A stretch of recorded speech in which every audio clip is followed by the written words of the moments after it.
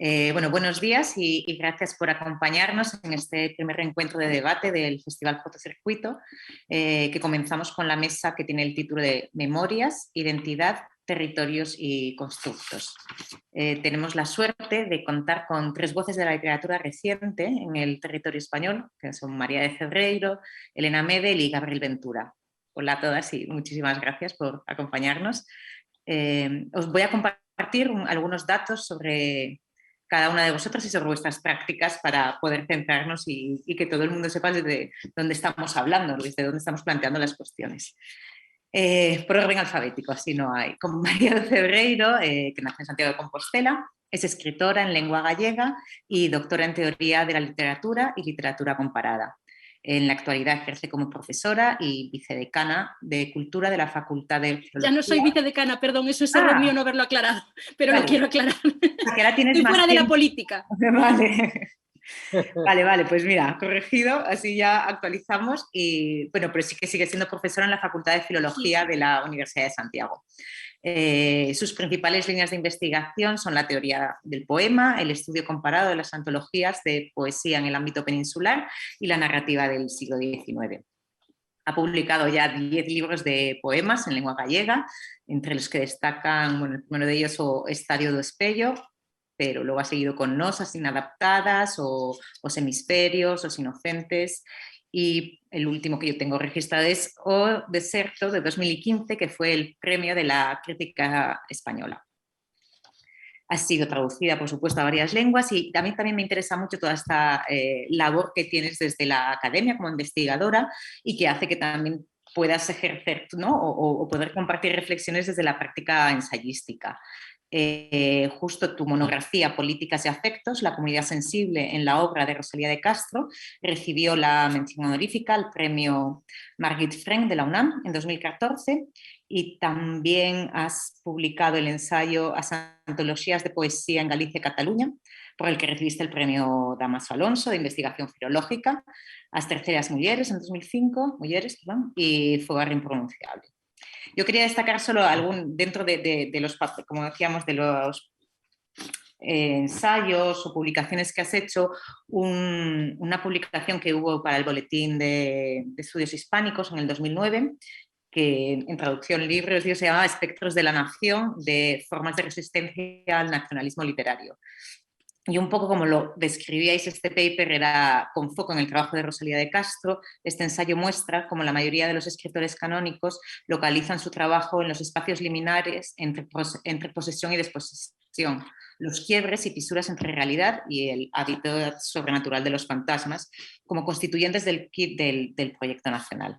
Igual también si pensamos en los poemas de María, pues simplemente si empezábamos con el poema de Os Inocentes de 2014, pues ya el primer verso ya nos coloca también en un lugar de relación entre mundos y unos mundos que son también de la naturaleza, ¿no? Porque justo comienzan con o que nos sentimos está para lendas árboles, ¿no? Entonces yo creo que desde allí ya continuaríamos y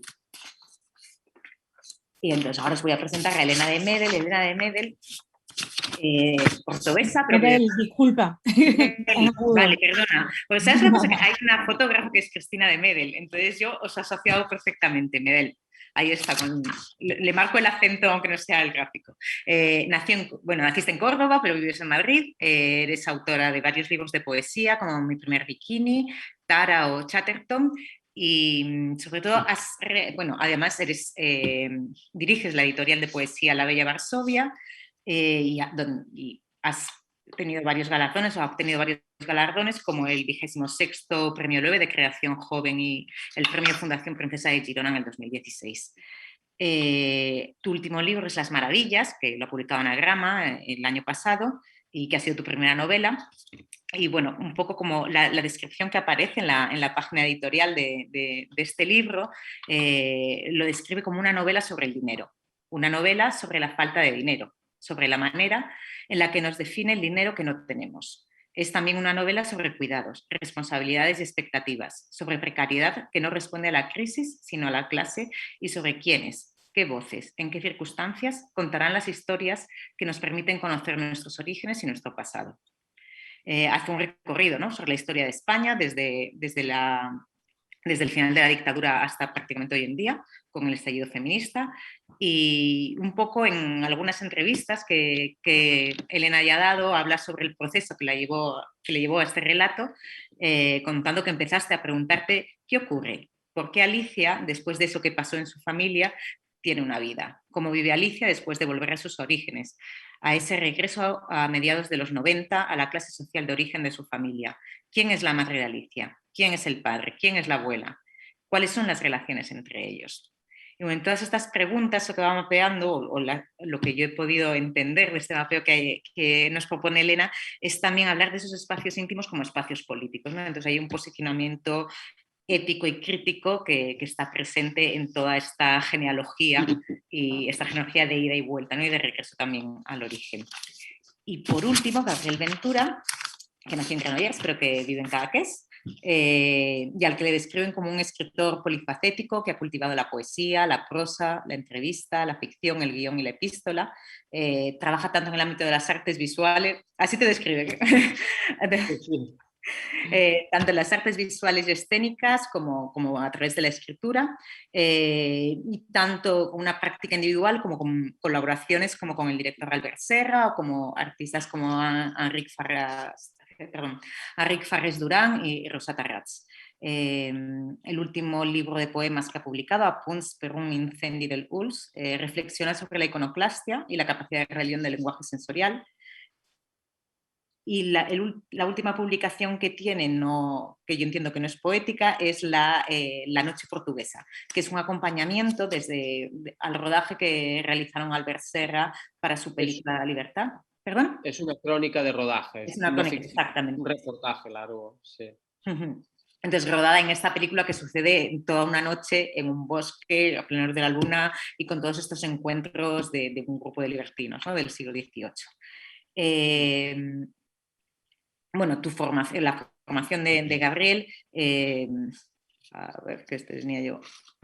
Estudiaste Humanidades y Estudios Comparados de Literatura, Arte y Pensamiento en la Universidad Pompeu Fabra de Barcelona, y además de las publicaciones que hemos nombrado está la edición W Iñar, y por supuesto siempre estás ofreciendo conferencias, lecturas performáticas y en estas colaboraciones también de guiones. Y yo recuerdo un documental, una ficción que presentasteis en el Festival Look, que yo andaba por ahí también en aquellos tiempos por Barcelona, y que sí que tiene como un recuerdo de lo mitológico también, o de otros tipos de rituales ligadas a un territorio muy concreto y que va buscando otros referentes.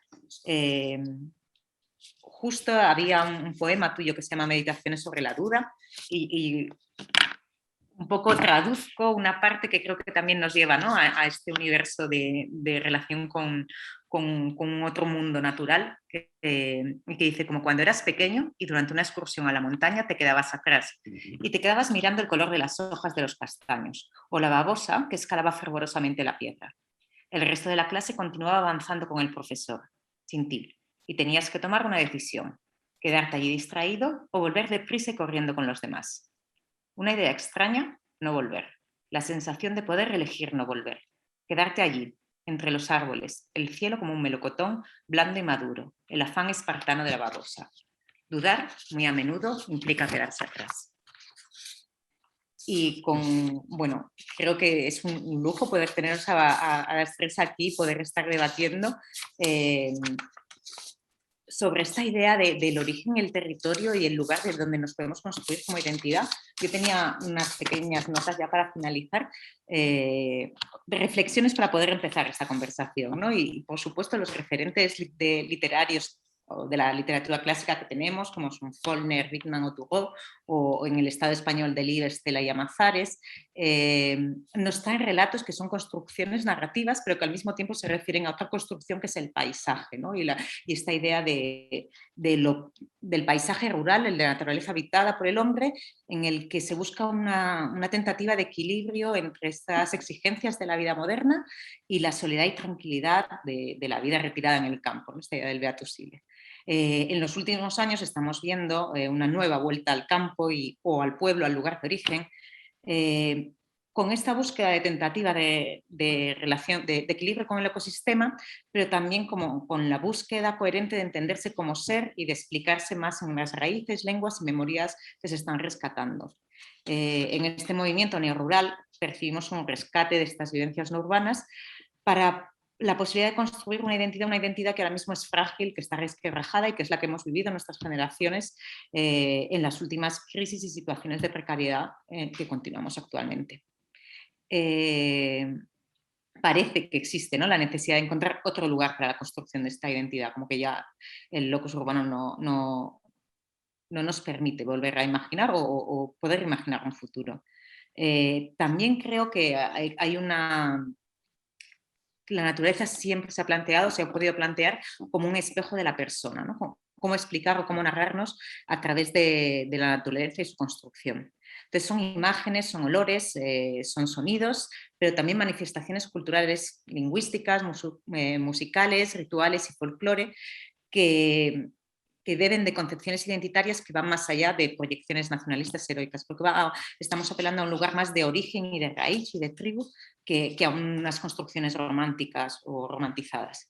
Quizás son más bien búsquedas de espacios y de tiempos en los que lidiar con esta fragilidad del ser más allá de la rapidez o de la normatividad de la sociedad contemporánea.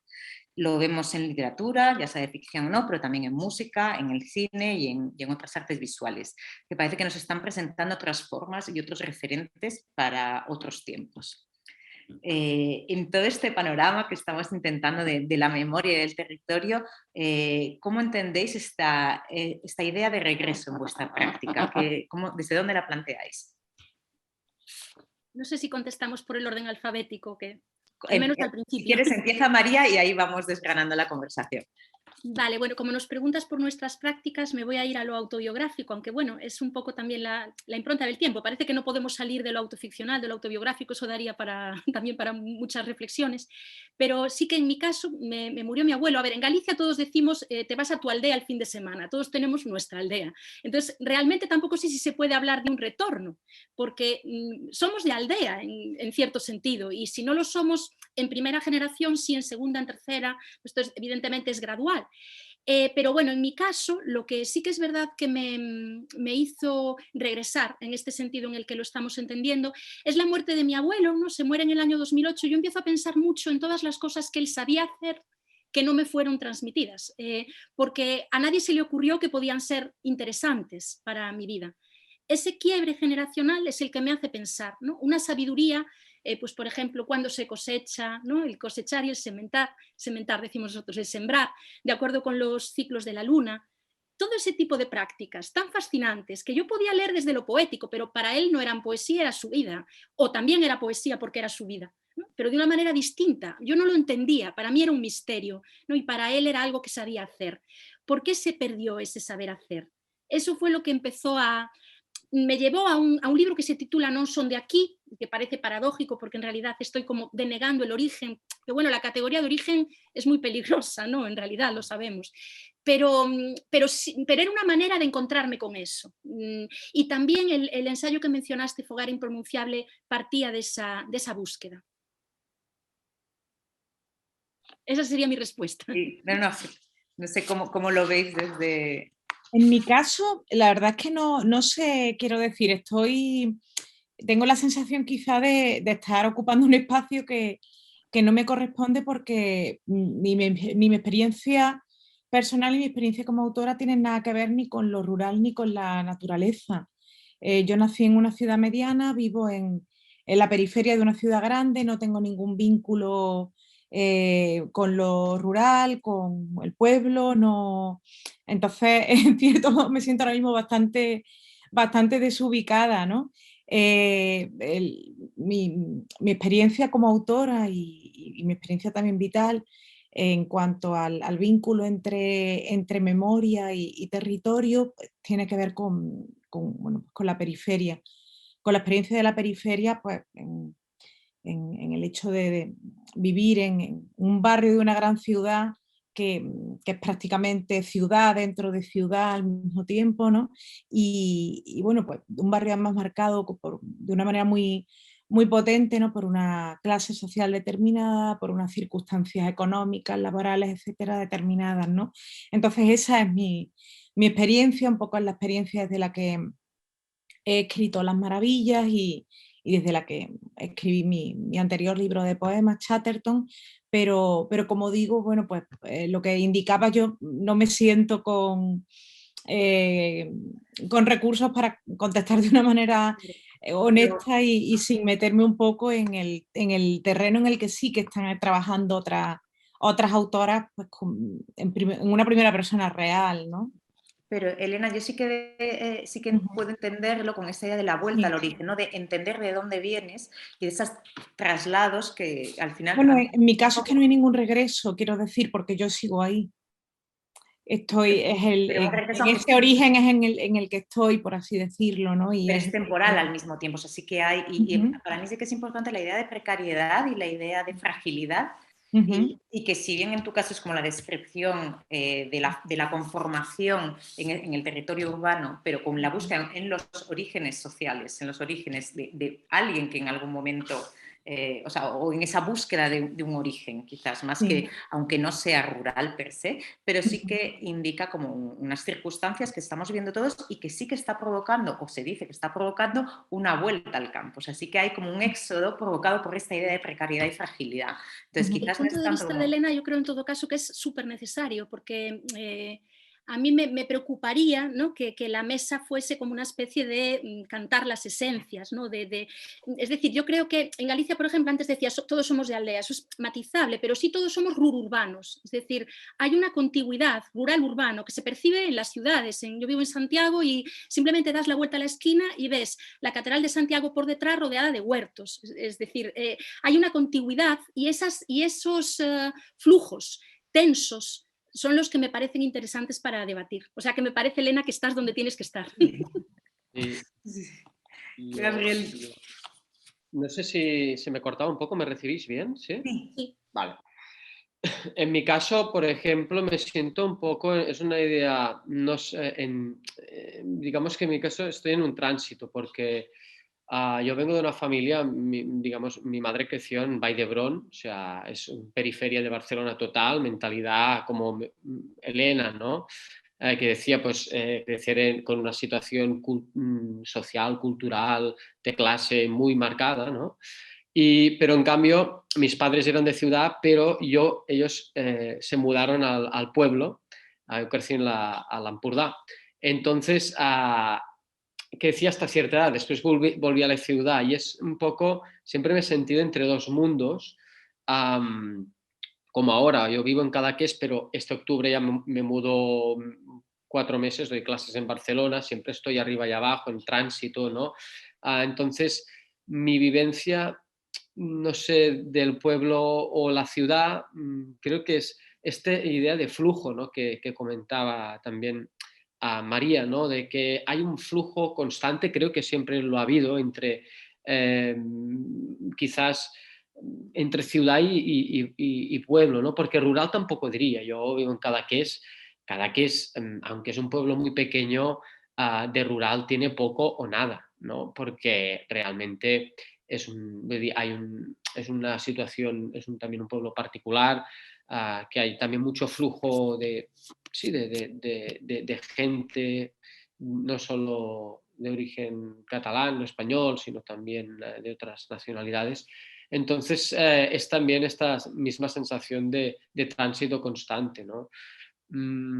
Y la noción de origen, en mi caso, claro, yo no sé, en teoría mi origen es la ciudad, ¿no? Pero bueno, no sé, también dudo de esta idea, no sé, es como, me gusta esta idea de que un rastro es el rastro del rastro, ¿no? En català l'empremta, ¿no? Yo que deia Derrida, que en realidad es como huella sobre huella y al final la misma noción de origen es un mito, ¿no?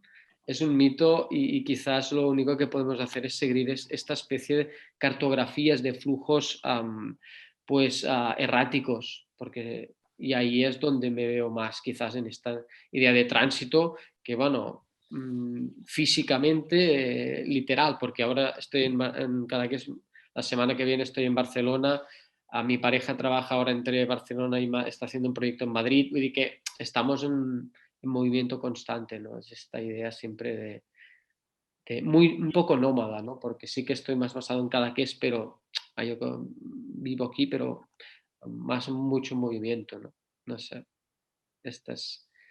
Y bueno, y también me gustaría decir que estoy muy contento de poder estar hablando con vosotras, que soy un fan total de Elena y de María, y bueno, y Marta, muchas gracias por la introducción, realmente es un honor, o sea que aparte de esto, mira, hablando de tránsitos y flujos, ahí con una poeta, una buena amiga, Luisa Castro, que es una poeta increíble, que admiro un montón, que mira, justo hace un año casi estábamos presentando libros a los dos juntos en Barcelona, así que ahí vamos, ¿no? Todas nos vamos cruzando y hay muchos rastros que seguir, y el origen se pierde en un sueño no sé. No, está claro que estamos apelando a una proyección muy concreta de esta vuelta de los orígenes, y que también es una proyección que se está haciendo generacionalmente, o sea, que se está hablando de una generación que está volviendo, que está rescatando memorias, que está trayendo. No sé cómo lo veis vosotros, si entendéis que generacionalmente hay estos movimientos o es algo que siempre ha estado presente en la literatura, o se está revisitando de una forma diferente. ¿Cómo entenderíais esta relación si pensáis que hay una idea de, pues un poco yo sí por las investigaciones que hago a través de la práctica artística y la idea del trabajo, qué significa trabajar, en qué condiciones trabajamos, que esta idea de la precariedad al final nos va tocando a todos tanto, que sí que nos une independientemente del paisaje que nos rodee, pero no sé si pensáis o cómo estáis viendo que esta situación actual cómo se está viviendo generacionalmente, y si podríais identificar como una generación en torno a esta idea de la vuelta al origen o de estos a mí me gustaría tirar de un hilo de algo que ha dicho Gabriel, que me ha hecho pensar, bueno, me ha encantado, claro, toda la cuestión de Derrida y la huella y la pegada, decimos en gallego, que también es una bonita palabra para huella.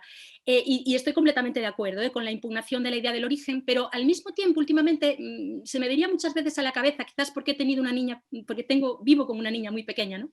Que todos nacemos en un lugar. Y eso es verdad, o sea, morimos en un lugar y nacemos en un lugar. Luego le puedes dar muchas vueltas a eso, pero eso es un hecho, eso tiene la fuerza de una evidencia. Entonces, por hablar de mi lugar o del lugar en el que he nacido, claro, yo diría que el discurso, llamémosle rural, es la esencia de la galleguidad, es decir, es el canto de fundación de la literatura gallega contemporánea, es Cantares Gallegos, es decir, y es un libro no solo, pero también sobre la naturaleza es central en ese libro. Y en la poesía gallega ese siempre ha sido un discurso muy dominante, ¿no?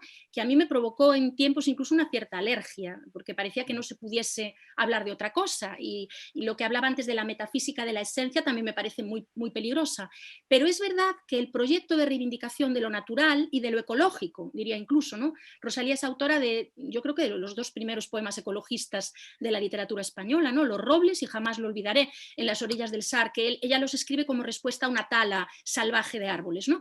Y bueno, tantos casos más, Uxío Boneira, es decir, toda la poesía gallega se funda en realidad en el canto a la naturaleza, en gran medida. Luego creo que me hacéis un favor con lo de la generación, porque soy más mayor o sea, soy de otra generación, ¿no? Incluso aplicando el método estricto generacional de Peterson. Pero bueno, sí diré, en relación con lo que veo y con lo que me rodea, que por lo menos en Galicia ya en los años 90 la agenda de lo natural, yo pienso una poeta como Olga Novo, una poeta como Lupe Gómez, grandísimas poetas las dos, Luisa Castro desde la escritura marinera, ¿no? Desde la escritura del mar, que también es muy importante, eso siempre ha estado presente entre nosotras. Y lo que ha pasado es que mi generación, que era la llamada de los 90, ahí yo me encontraba muy a contrapelo de esos discursos de la naturaleza, no me sentía nada cómoda ahí, pero sí que con el tiempo he empezado a entenderlos de otro modo. Entonces, lo que sí creo que puede haber cambiado, al menos en el caso de la literatura gallega, es la perspectiva. ¿Cómo vemos ahora esos cantos a la naturaleza? Creo que los vemos más como resistencia al neoliberalismo, al capitalismo. Hay una lectura, por ejemplo, de Rosalía de Castro en esa clave que me parece esencial, me parece fundamental. Y no tanto como la celebración de la raíz por ser la raíz. Yo, por traerlo un poco a mi lugar, ¿no? que es geográfico y que también es simbólico, pues traerlo a la ciudad. Algunas ideas que se me ocurren al hilo de lo que comentaba María, de lo que comentaba Gabriel y de lo que planteabas, Marta. Por una parte, pensaba en ese regreso al origen y pensaba muchas veces en las condiciones en las que se realiza ese regreso al origen. Yo ya digo que mi vínculo con lo rural o con la naturaleza no existe de ninguna manera, pero hay algo que me llamaba mucho la atención leyendo todos estos reportajes que iban saliendo los últimos meses sobre el regreso al campo, el regreso al pueblo, etcétera, y eran las condiciones de privilegio en las que se realizaban. Al final era intercambiar una postal de fondo por otra postal de fondo, ¿no? El trabajo sigue siendo el mismo, las condiciones y los modos de vida siguen siendo los mismos, los ingresos siguen siendo los mismos y en esas condiciones de privilegio se llega a un espacio con el que puede haber una relación más o menos directa o puede no haberla, ¿no? Puede ser el pueblo de los abuelos o puede ser una casa que hayas visto por internet y que puedas pagar y que bueno, pues es un espacio en el que al final estás entrando con un elefante en una cacharrería, como quien dice, ¿no? En el que estás imponiendo pues eso, tus modos, tus intenciones, tus actitudes, muchas veces tus privilegios y claro, no todo el mundo puede permitirse también dejarlo todo y regresar a ese origen o propio o impostado, ¿no? Entonces era algo que pues que se me ocurría, ¿no? Pensando en ese regreso y pensando en esa relación. Y después también la cuestión generacional, yo creo, hablabas de la precariedad, creo que la precariedad, por desgracia, no es una cuestión generacional. Me parece que ahora mismo la situación en la que se está viviendo en todo el Estado, la precariedad está afectando a gente que está ahora en edad de jubilación y a gente que está incorporándose al mercado laboral, ¿no? Las condiciones son terroríficas, hay gente que no está pudiendo jubilarse, gente que está teniendo, bueno, que ya se puede jubilar pero que no puede subsistir. eh, y ahí, bueno, pues vivimos en un mundo de becarios y de becarias eternos, ¿no? Entonces, no creo que se trate de cuestión generacional, creo que por desgracia trasciende más allá de una fecha de nacimiento determinada y es algo que tiene que ver cada vez más con la clase social y, bueno, por supuesto, con las condiciones económicas que emanan de ella. Sí, sí. No sé qué podría, yo bueno, digo, pero volviendo a esta idea también que María comentaba, también hablo desde quizás la autobiografía, ¿no? Pero si hay un origen, y yo que nací en Granollers, ¿no? Pone que yo nací en Granollers, pero yo jamás nací allí, mis padres se movían mucho y de hecho ellos venían de vivir en grandes ciudades, mi padre por muchos sitios y yo crecí accidentalmente ahí, ¿no? Y esta relación con el origen, yo siempre, o sea, yo creo que viví en Granollers, no sé, hasta los 6 meses o 4 meses, ¿no? Um, Esto por un lado que también me ha hecho pensar, ¿no? En la idea Ojo que en 6 meses pasan muchas cosas, ¿eh? Claro, sí, sí, yo de acuerdo, pero yo sé que sí, sí, está totalmente cierto. Pero en mi caso, ¿no? Que siempre he sentido esta relación, vengo de una familia que ha sido muy nómada y yo mismo también con la persona con que comparto la vida nos movemos mucho por proyectos y esto encaja mucho con lo que dice Elena también, esta especie de, o sea, ahora me voy 4 meses a Barcelona, después no sé dónde iremos, depende, nos vamos moviendo por los proyectos, yo soy profesor ahí también de escritura creativa en una universidad de diseño, pero me muevo mucho por proyectos y yo creo que es debido a esta precariedad, ¿no? Esta idea de que vas allí donde el trabajo está y te vas moviendo así y vas saltando, pues ahora estás aquí, he estado en Berlín, y es una cuestión que sí, también estoy de acuerdo, no es solo generacional, por supuesto. No sé, yo no sé, lo vivo también a veces, es esta idea que decimos que cuesta tener un sitio estable en el que estar. Siempre yo me siento en movimiento, esto es siempre siento que ahora estaba en Cadaqués, pero me he mudado a otro sitio de Cadaqués y en 4 meses me voy a mudar hasta diciembre a estar en un piso y después en enero, o sea, es como la vida, vaya, últimamente en mi caso hay mucho movimiento. Y realmente es por razones, pues sí, de trabajo, de proyectos. Y entonces esta idea de, pues sí, del regreso, ya no sé, ya es un poco, para mí siempre han sido grandes referentes también la idea esta de lo errático, ¿no? Esta escritura, mi propia escritura tiene este punto, yo creo, errático, y en fin, no sé, esto es una idea ideas que me van saliendo, ¿no? Sí, Que parece comparto aquí. que justo que está también como este romanticismo, ¿no? También en estas vueltas y en, en cómo identificar y cómo tener que clasificar las cosas para darles una explicación y presentarlas, cómo se van leyendo los datos, pues eso, que en tu currículum ponga que naces en Granollers cuando de repente para ti no, aunque de repente si hicieras una regresión psíquica, de repente encontrarías que sí, no lo sé, pero un poco sí que veía en todos estos imaginarios que estamos proyectando, yo no sé si es que indefectiblemente proyectamos como para una forma de poder entender, ¿no?, qué está pasando a nuestro alrededor y cómo cortarlos, ¿no? Entonces, en esta idea del tránsito que todos contáis y que señaláis, ¿cuáles creéis que serían estos tránsitos en este imaginario colectivo que, por un lado, lo estamos construyendo de una forma quizás romantizada ahora, pero que luego se leerá con el paso de los años, y lo que es el territorio mental de este lugar que, pues como decía María, ¿no?, que todos nacemos en un lugar, todos tenemos como o los tránsitos que estaba narrando Gabriel o las circunstancias que estaba contando Elena, de este territorio más subjetivo o mental hacia el imaginario colectivo, tanto el que estamos proyectando sobre vosotros o estamos proyectándonos unos a otros y como el que se podría generar después. No sé cómo lo entendéis. Bueno, varias cosas, porque claro, todo se va haciendo cada vez más interesante, ¿no? Porque sí, de qué hilo tiramos. Sí, exacto, se trata de escoger de qué hilo tiras.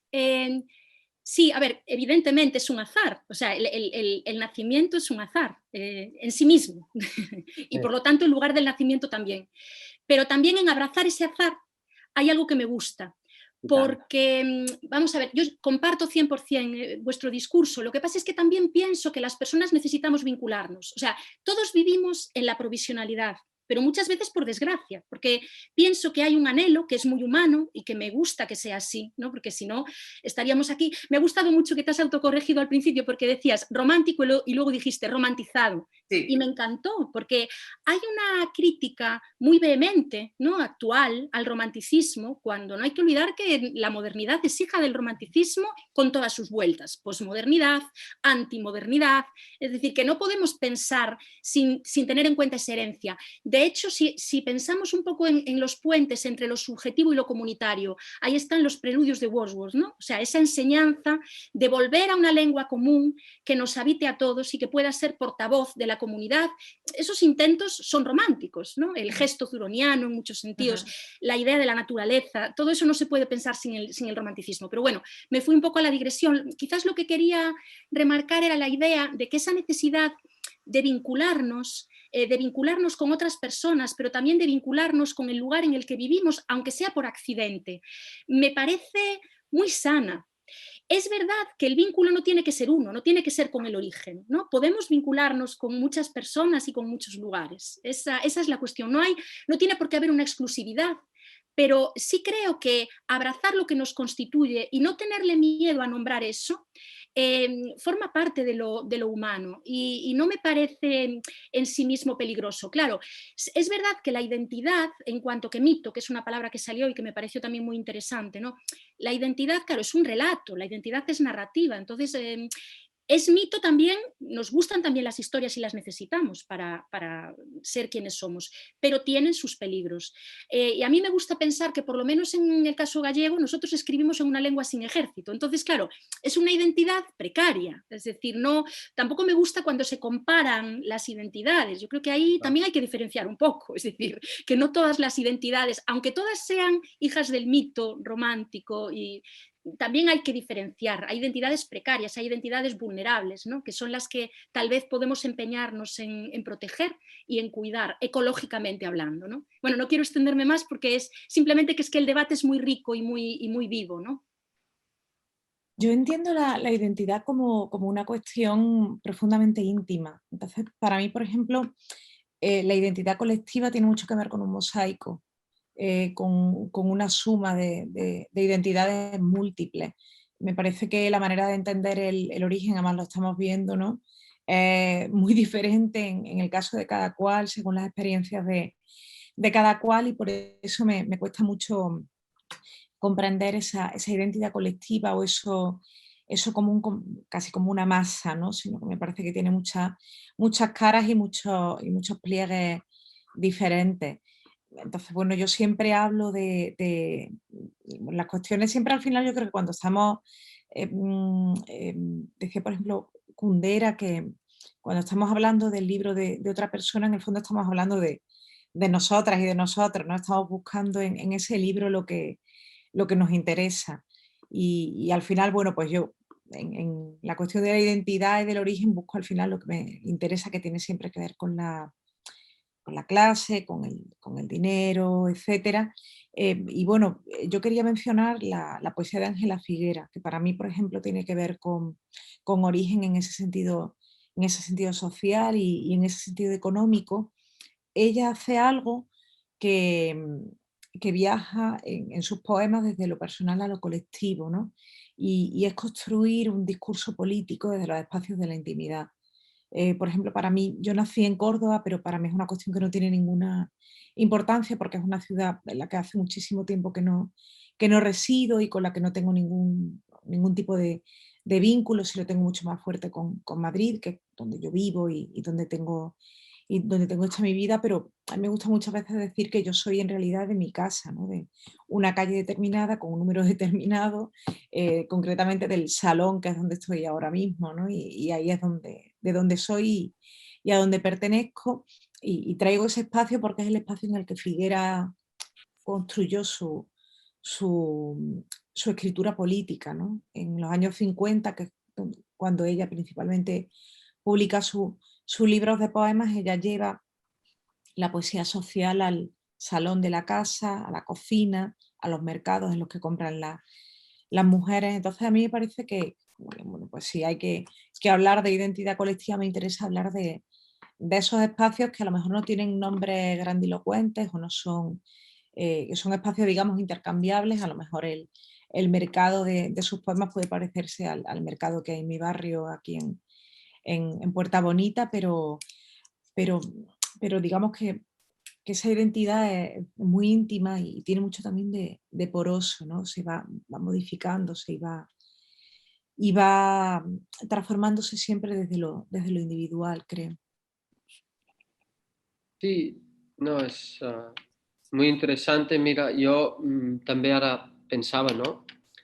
Con todo esto que decís y de repente la idea de vínculo que comentaba María, esta idea también de lo político, que para mí es muy importante también, y de repente yo sí que mi último, he venido a hablar de mi libro, no, pero creo que uno de los temas de mi último libro, que es este diario de rodaje, pero que tiene lugar en el sur de Portugal, con una comunidad muy especial, y para mí es quizás mi casa es esta comunidad artística con la que estoy acostumbrado a trabajar, de cineastas, artistas plásticos. Me he sentido en esta comunidad con la que yo siempre también concibo mucho, o buena parte de mis libros han nacido en este diálogo con, ya no digo disciplinas, sino con prácticas, con maneras de hacer que a veces no han venido solo de la literatura, sino de, digamos, estas, pues sí, al cine, el arte. Y es ahí donde yo veo mi vínculo, mi casa, en esta comunidad, ¿no? Y es para mí por ejemplo, Albert Serra siempre trabaja con una comunidad muy concreta de gente que todos son artistas, hay como, que decir, es un colectivo poroso, fluctuante, que se va uniendo con otros colectivos, tal, pero para mí es esta idea de la comunidad, de las pequeñas comunidades con la que yo creo que, pues, si tengo que establecer un vínculo de alguna forma de identidad, lo veo ahí, ¿no? En esta forma de escribir siempre en colaboración, en diálogo y abierto a otras prácticas que me inspiran, con las que convivo mucho, ¿no? También. No sé com dir-ho, però es una idea que me gusta mucho, que creo que es central. Así, de repente me he dado cuenta cuando acabé el libro que la idea de comunidad, no sé si no, artística, también la idea esta de las vanguardias, que ahora ya estamos de pasada de todo, pero me gusta esta idea de comunidad que es cuestionable, pero que se desprende es una comunidad que va más allá de la idea de nación, no? Jo ara, vull dir, això m'agrada també, que es, estás haciendo un proyecto con un artista belga para el MACBA, a ver, ¿qué es? ¿Qué es? ¿De dónde soy? Soy, no sé, de ese momento en el que trabajo en este proyecto, ¿no? Y ahí aparece quizás mi identidad, que va com apareixent i desapareixent, no sé, no sabria com dir-ho, però me gusta esta idea de la comunidad, así, a lo, no sé. Sí, yo recogería esta idea de comunidad y esta idea de porosidad. Creo que además que las dos se juntan muy bien como para repensar esta idea de construcción identitaria o de entendernos y cómo entendemos nuestras relaciones, y también la vincularía a varias cosas porque justo se está sacando, ya no hay esta idea de la tribu, el origen, aunque está presente, pero se está refiriendo más a otros referentes. Gabriela hablaba de la vanguardia, yo creo que Elena, pensando en este pensamiento, refiriéndome a este pensamiento de la intimidad que decías, también estaba recordando como el feminismo de los 70 gritando que lo personal es político, ¿no? Y con esta idea del propio cuerpo y otro tipo de comunidades que, bueno, yo lo he podido leer en las experiencias del feminismo italiano. En España a lo mejor era de otra forma porque estábamos en una dictadura, pero que lo veías en los años 70, pero también cuando María hablaba de los otros saberes que encontraba en su abuelo. O sea, sí que realmente hay como una... o los movimientos de vanguardia, ¿no? Que también hacía referencia a Gabriel, como otras tentativas de vivir diferente y que se unen como unas propuestas, a lo mejor también desde un cierto privilegio que podía tener la vanguardia, eso no podemos olvidarlo, pero sí que otros saberes y otras comunidades mínimas y llevadas y que han estado como en las periferias de lo que era el núcleo de la idea de cómo se tenía que vivir o cómo se formaba o cómo no. Y que creo que eso sí que une a esta repensarnos, ¿no? En cómo crear esta... O sea, ¿cuál sería entonces la construcción del territorio, quería decir, ¿no? O sea, esta idea de territorio de repente se está volviendo algo que los límites fluctúan, no sé cómo lo veis. No sé si intencionalmente, pero o me fijé yo en eso, se me fue la cabeza eso, utilizabas mucho la palabra vida, forma de vivir, inventar la vida. A mí me gusta mucho esa idea y creo que lo que estamos hablando en el fondo tiene que ver de eso, cómo vivimos, y la idea rambodiana de inventar de nuevo la vida, porque queremos vivir mejor, que no se nos olvide, ¿no? Todos, siempre hay margen de mejora. Entonces, para poner la vida en el centro, es el cuerpo lo que hay que poner en el centro. Y para mí el cuerpo lo pienso como el lugar de las relaciones. El cuerpo es poroso. Estábamos hablando siempre de tránsitos, de flujos. No es un lugar esencial. Eso se ve también muy bien desde la maternidad, ¿no? Hay una contigüidad brutal. Pero también hay una contigüidad que me interesa mucho pensar entre lo humano y lo no humano, lo animal, la emergencia de lo animal, que también creo que es muy importante en estos discursos. Y estas ideas de la intensificación de la vida, de qué hace sustentable la vida, por ejemplo en el caso gallego, por volver a Rosalía, estaba muy presente en Cantares Gallegos, que siempre se ha leído como un libro nacionalista, y para mí no es un libro nacionalista, es un libro sobre lo que hace sustentable la vida en la tierra. Y yo creo que la conclusión a la que llega Rosalía es que la aldea no es mejor ni peor que la ciudad, simplemente lo que ocurre en el campo es que ves la vida de frente, es decir, en el campo eso lo vemos mucho si lo que tiene que ver, la matanza del cerdo, por ejemplo. Es decir, hay cosas que son brutales. La vida y la muerte se ven de manera muy evidente. No puedes sustraerte a ellas, están presentes. Entonces yo creo que ella entiende la aldea o el campo como un lugar de la intensificación de las artes de la vida. Es decir, es como un experimento de observación, es como un campo de observación, que luego eso que estás extrayendo de esa observación te lo puedes llevar a tu manera de vivir en una metrópolis, y ojalá fuese así. Entonces no es tanto la cuestión esencial, sino que hay lugares en los que la vida aflora, y de hecho el término aflorar es muy gráfico. Me interesa mucho que María traiga el cuerpo a la conversación, ¿no? Porque al final el cuerpo me parece que es el primer territorio, más allá de lo que pisamos y más allá del nombre que tengan los metros cuadrados que estamos pisando. Y un poco al hilo también de lo que comentabas, Marta, del lema de que lo personal es político, de las feministas de los 70, yo pensaba, por ejemplo, en que Figueras y Mariche estaba escribiendo desde finales de los 40, es decir, algunas décadas antes. Pensaba en Rosalía, que bueno, pues de Rosalía puede hablar muchísimo mejor María, pero me parece que es una enorme poeta política, al menos a mí es una lectura que me interesa un montón, y pensaba también sobre todo en las revueltas que estaban iniciadas por las mujeres. Pienso, por ejemplo, en el motín del pan que hubo en Córdoba en el siglo XVI, si no me equivoco, que fue iniciado por mujeres porque no tenían pan para alimentar a su hijo y a su hija. Además una de las casi, bueno, hay historiadoras que apuntan que es una de las primeras revueltas contra el capitalismo, ¿no? Antes incluso de que el capitalismo tuviera un nombre, pero es entonces cuando las mujeres de la ciudad de Córdoba se levantan porque no hay pan para dar a su familia. Entonces pensaba en esa tensión, ¿no?, que hay siempre entre lo íntimo, lo privado, lo familiar y lo político, lo revolucionario, y yo también un poco por deformación, ¿no?, por traérmelo a mi terreno, es también el terreno de la protesta y de la reflexión de las mujeres, ¿no? Entonces es un poco ese espacio, ¿no?, múltiple entre espacio físico, espacio simbólico, poder, cuerpo, etcétera, bueno, pues en el que yo pienso al escucharos.